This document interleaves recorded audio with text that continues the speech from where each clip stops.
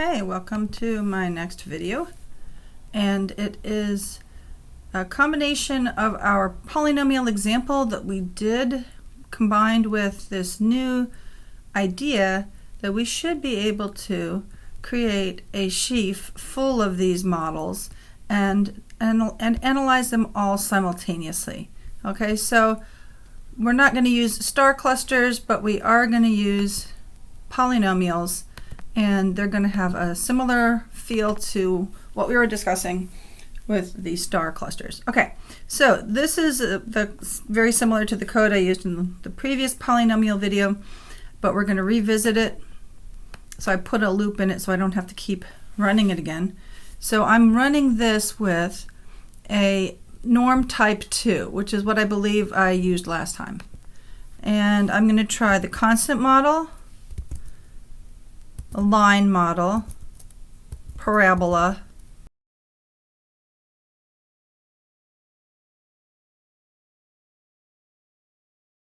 so one thing we notice is that, well, it should be pretty much the same as what we got in the last video, up to possible, there's been some slight changes in the code to get rid of some things, change things around a bit, but this is essentially the same results we got last time.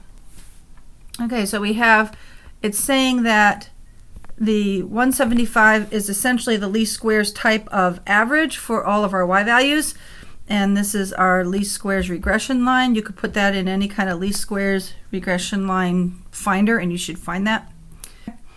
And you notice the consistency radius stays small once it gets small, and that was something that we saw in the paper.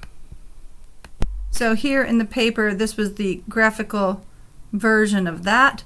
You see the consistency radius drop, drop, drop, but then once it gets really close to 0, it's going to stay close to 0 because you're now, you have the optimal model, and adding a little bit more flexibility doesn't hurt, but it doesn't help, and it could be a waste of time.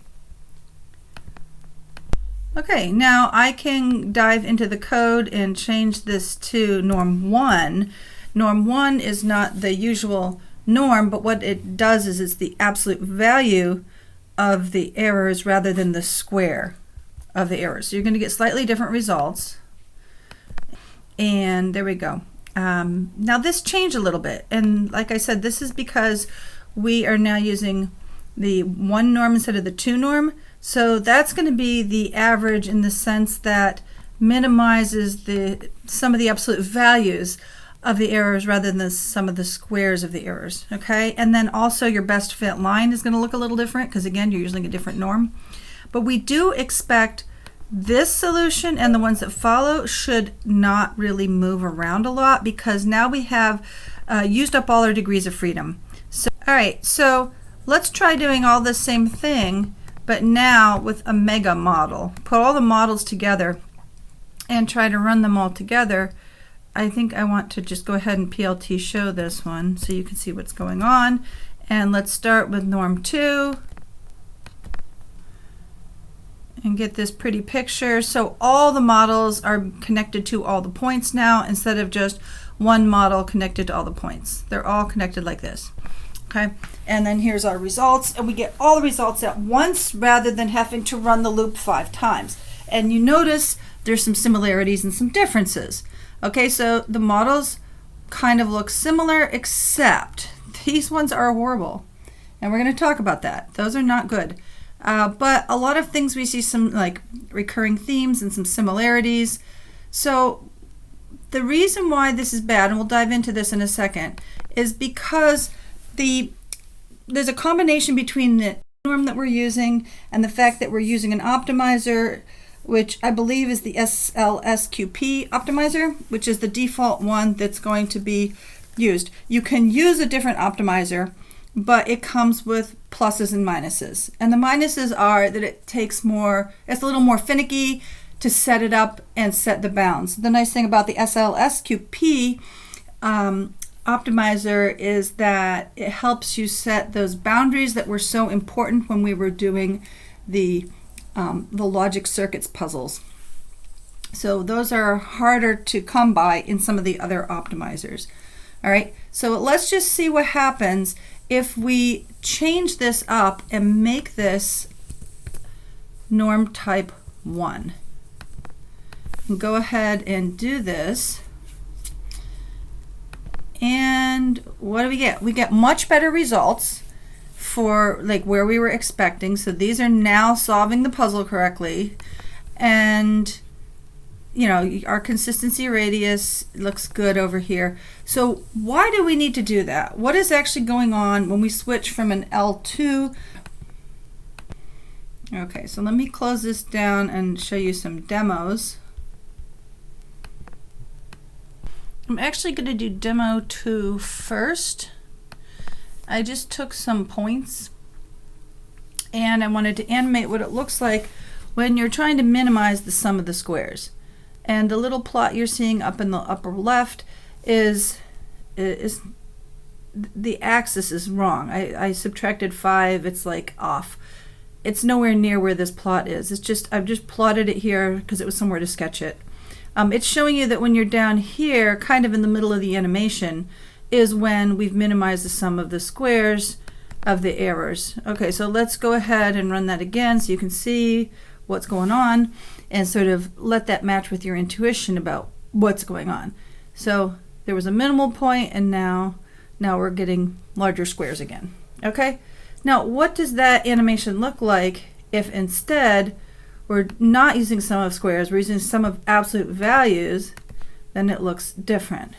And again, you look and you see, wait, there's a long period where that thing is flat, and that's because while we're between two of the sets of lines, it's kind of equal, right? So when the line is right here, it's the same whether it's a little bit above or a little bit below.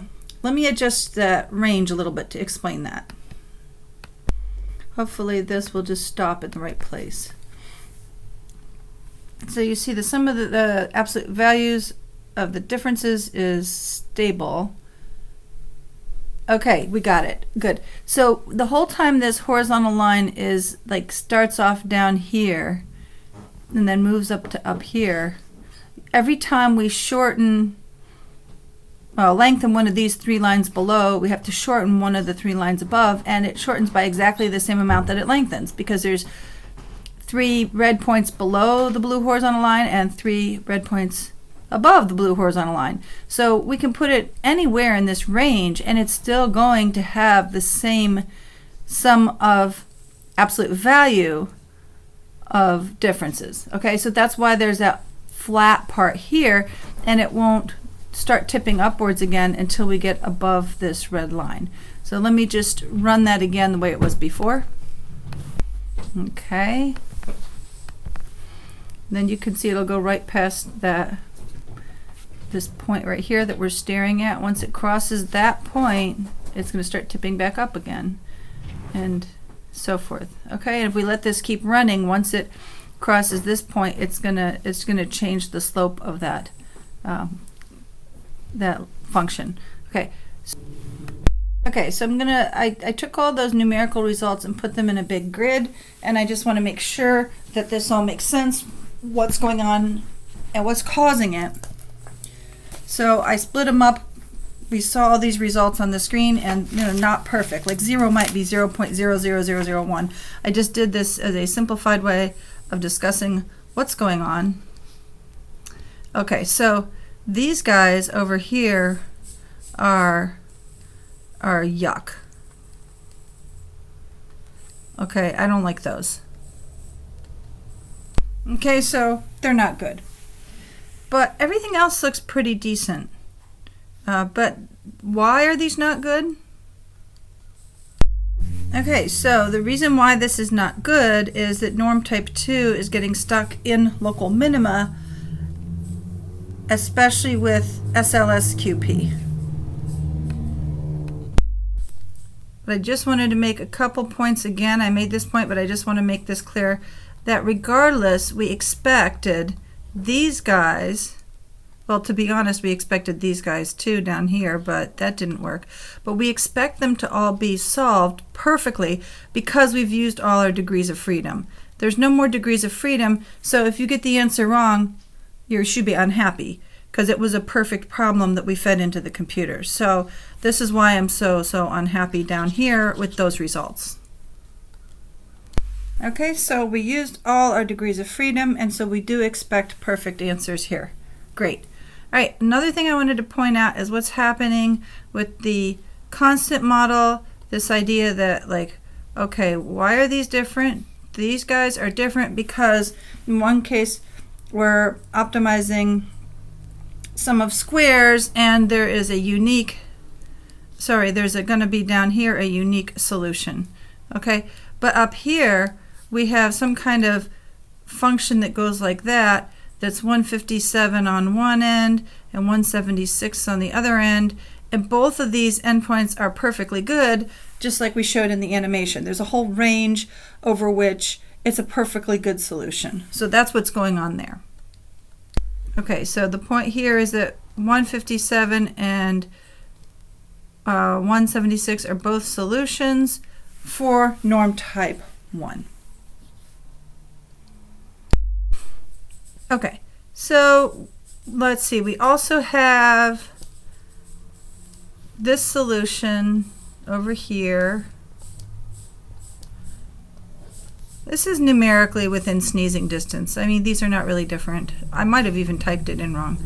But anyway, those are about basically the same. You don't have the kind of multiple solutions you have up above, but you may have a small range where some of them are similar. Maybe that's fine. But you still haven't used all your degrees of freedom, so I guess a little bit of drift is okay. We do expect these guys to be the same, and they were. Okay. And actually even this guy was the same as this guy. So let me fix that other thing. Okay, so actually I guess this guy is okay, and it matches this guy. Okay. Okay, I think I covered all the points I wanted to. Just again to remind you, this was a regular old boring linear regression like you would do in any old basic stats class. Okay, and that's why we expect them to, well, we expect them to match for sure, and they're unique. And what else? I think that's it. I think that's the end of this video, and I hope it helps you understand a little bit. Okay, bye.